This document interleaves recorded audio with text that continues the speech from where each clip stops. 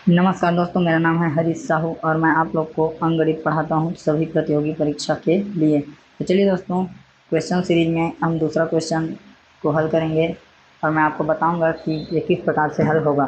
ठीक है, तो देखिए, प्रश्न क्रमांक 2 क्या बोल रहा है। 7 क्रमागत विषम पूर्ण संख्याओं का योगफल 133 है, तो न्यूनतम विषम पूर्ण संख्या है।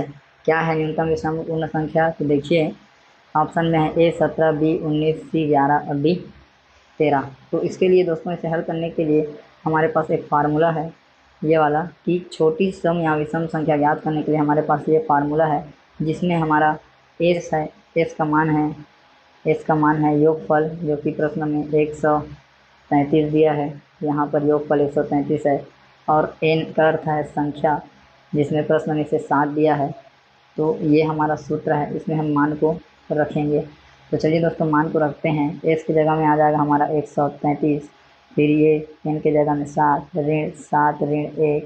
जब हम भाग देंगे तो 7 एकम 7 और 7 एकम 7, और ये हमारे पास बच गया 6, तो 7 में 63, तो हमारे पास ये मिलेगा 19 ऋण 7 में 1 घट गया तो 6, और 19 में जब 6 घटेगा तो हमको मिल जाएगा 13।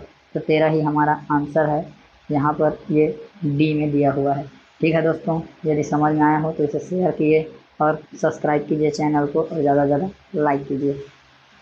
धन्यवाद।